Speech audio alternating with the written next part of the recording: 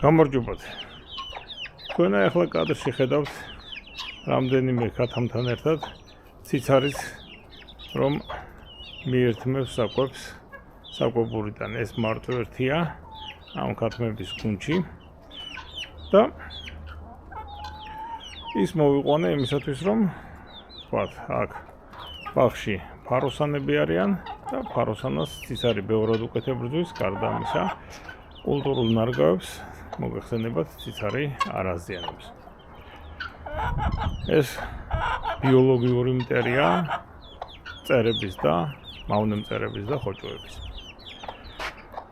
მაგრამ მოხდა უცნაური რამ, მოგეხსენებათ ციცრის სქესის დადგენა ცოტა არ იყოს რთული გახლავთ, იმიტომ რომ მეორადი სასქესო ნიშნები ისე მკვეთრად არ არის გამოხატული. და სანამ აქ მამალი იყო და ვთქვათ, საინკუბაციო კორსი მჭირდებოდა, იმ მამალს როგორც სხვა დედლებთან, ისეთივე ურთიერთობა ჰქონდა ამ ციცართან. ჩვეულებრივად იჭერდა და სქესობრივ კავშირს ამყარებდა.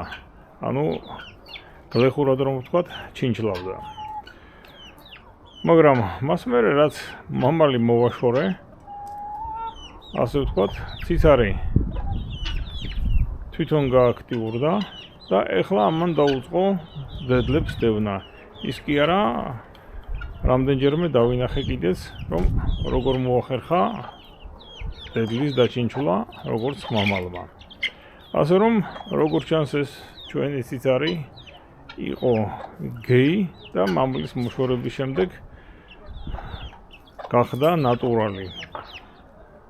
ასეთი საინტერესო რაღაცები შეიძლება შეგვხვდეს ბუნებაში.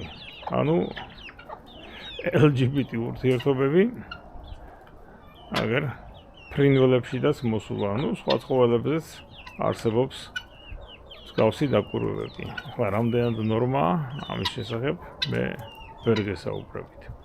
ნორმაა ეს თუ გამონაკლისი. დღეისათვის სულ ეს იყო, ნახვამდის კარგად გრძანდებოდეთ.